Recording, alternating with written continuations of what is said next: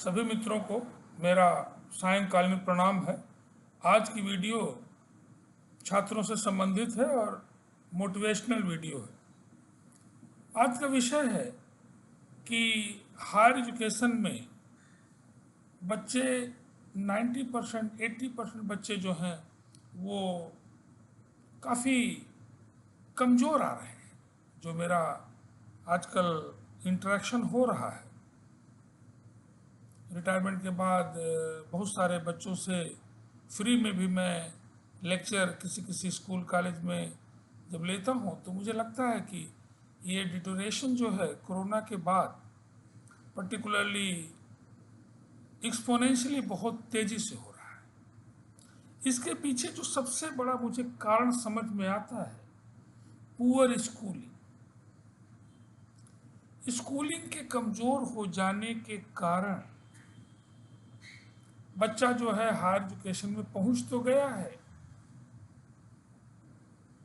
वो चाहे गलत साधनों के द्वारा या जांचने में लिबर्टी के कारण या ऑब्जेक्टिव क्वेश्चंस के कारण, किस कारण से पहुंच गया है आश्चर्यजनक है मेरे लिए।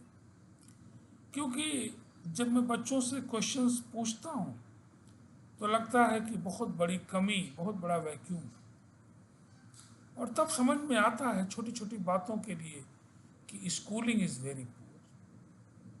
हायर एजुकेशन की जो नींव है, बिल्डिंग की जो नींव है, वो कोई बिल्डिंग की नींव अगर कमज़ोर है तो बिल्डिंग अस्थायी रूप से ज़्यादा दिन तक टिकाऊ नहीं हो सकती। सिमिलर वे में अगर स्कूलिंग पुअर हो गई, particularly up to high school, from 6 to high school का जो एक पीरियड है, अगर इसमें गार्जियन ने बच्चे के प्रति सतर्कता नहीं बरती और बच्चा भी अगर अपने को भ्रम में डाल के और क्लासेस पार होता जा रहा है, तो आने वाले दिनों में वो अच्छा किसी कीमत पे नहीं कर पाएगा। मैं जब बच्चों से पूछता हूँ तो मुझे आश्चर्य होता है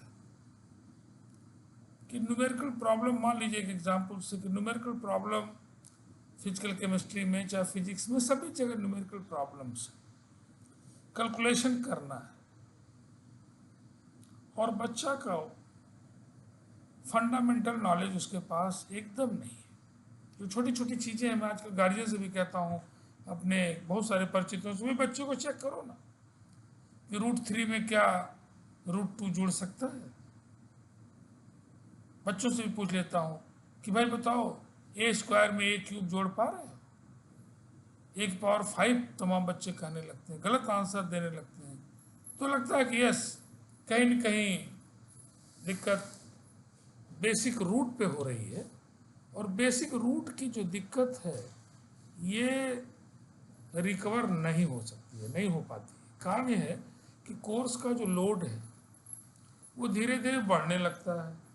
अब बच्चा उस कोर्स को, उस चीज़ों को पढ़ने में नीचे का जो लेवल है, जो छोटी छोटी चीज़ें हैं जो नहीं सीख पाया है या इग्नोर किया है या डर के भाग गया है, वो उसे पीड़ा दे रही है। तो मेरा ये सभी गार्जियन से और बच्चों से भी आग्रह है, खास करके छोटे बच्चों से जो अभी 6, 7, 8 में जा रहे हैं, ये अपनी मैथ को, अपनी साइंस को, अपनी राइटिंग को, अपनी इंग्लिश को, जो फंडामेंटल जो चीज़ें हैं, इनको मजबूत करें। और ये स्कूलिंग जीवन भर आपको अच्छा रखेगी। हमारे एक प्रोफेसर मेटेरियल साइंस में, जब मैं रिसर्च एसोसिएट था BHUIT में, कई साल मैं वहाँ रहा हूँ, और रिसर्च एसोसिएट की हैसियत से मैंने MTech के छात्रों को पढ़ाने का सौभाग्य प्राप्त मुझे रहा है कई वर्ष, 3-4 वर्ष में। मटेरियल टेक्नोलॉजी एक पेपर था, तो प्रोफेसर धनंजय पांडे FNA थे, और वो मुझसे बड़ा स्नेह करते थे, बड़ा मानते थे, और उन्होंने मुझे पढ़ाने के लिए। तो वो कहते थे, उनकी बातें अब मुझे देखने को मिलती हैं कि अगर स्कूलिंग खराब है तो फिर पूरा एक तरह से कैरियर उस तरह से फ्लोरिश नहीं कर सकता। तो इट इज़ बेटर कि एक कहावत है ना कि अब चिड़िया चुग गई खेत, तो अब क्या होगा, अब पछताए क्या होते जब चिड़िया चुग गई खेत। तो वो स्टेज आने के पहले, खास करके जो नया यूथ अभी आ रहा है, जो कक्षा 9 में बच्चे आ गए हैं या कक्षा 6 में जा रहे हैं, 7 में जा रहे हैं, 8 में जा रहे हैं, इनको इस समय इनको चेक करने की आवश्यकता है।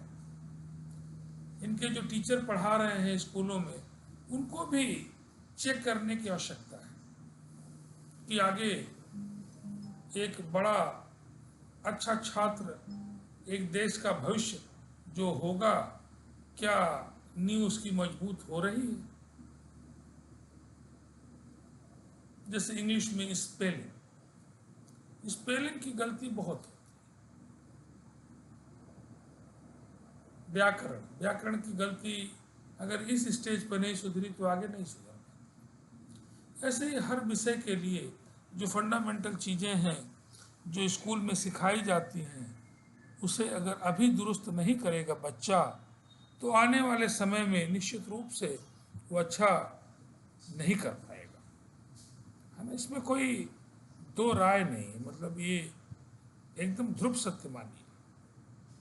तो अपने बच्चों को, अपने नाती पोता जो है छोटे हैं, 3rd जनरेशन बच्चे हैं, उनको भी आप अपने टीचर से, अगर आपको आता है तो बहुत अच्छा है, नहीं आता तो टीचर से ये कहिए कि भाई इनको अभी चेक करिए, आगे क्लास में प्रमोशन देने के पहले, पास करने के पहले ठोक बजा के इनको इसी लेवल पे थोड़ा अच्छा करिए, क्योंकि ये तभी आगे चल के अच्छा कर पाएंगे। मुझे बड़ा आश्चर्य होता है, कहते हैं साहब न्यूमेरिकल बड़ा कठिन है, नहीं लग रहा। बीएससी के बच्चे, जब मैं पढ़ाता था तब भी डिटरेशन तो हो ही रहा, ऐसा नहीं कोरोना काल से ज़्यादा हुआ, पहले भी हो रहा था। तो जैसे कि एग्जाम्पल है कि 5+10 अपान 5+20 है, 5+10 अपान 5+20, बच्चा 5 से 5 काट दे रहा है। अब बताइए इसको न्यूमेरिकल प्रॉब्लम कराने में कितनी दिक्कत आएगी। 0.1 में 0.1 का गुणा कर रहा है, 0.11 बोल दे रहा है। 0.1 में 0.1 का मल्टीप्लाई करने के बाद 0.01 न करके 0.1 ही कह दे रहा है। ये जो छोटे क्लास में डेसिमल के गुणा भाग प्लस माइनस, चाहे अलजबरा हो चाहे अंगणित हो, ये जो चीज़ें अगर आपको नहीं आती हैं तो आगे चल के, चाहे वो फिजिक्स हो, चाहे केमिस्ट्री हो, चाहे कोई और विषय हो, कहीं न कहीं आपको परेशानी आपको होगी। परेशानी क्या होगी, नींव कमज़ोर होगी और दिन प्रतिदिन उस पर लोड बढ़ता जाएगा, 1 तल्ला 2 तल्ला 3 तल्ला, फिर वो भर भरा के क्या होगी, बिल्डिंग गिर जाएगी। तो यही हाल शिक्षा का है, मेरा ये मानना है। और अपने छोटे जो बच्चे हैं इनको मैं आग्रह करूँगा कि बेटा आप लोग जो है निश्चित रूप से अपनी स्कूलिंग को अच्छी करिए। बिना स्कूलिंग अच्छी हुए आपका एक अच्छा करियर होने वाला नहीं। तो इसी आग्रह के साथ मैं इस वीडियो को समाप्त कर रहा हूँ। बहुत बहुत धन्यवाद है सबको। मेरा खास करके बच्चे जो है सुन रहे हैं, उनको बहुत बहुत आशीर्वाद।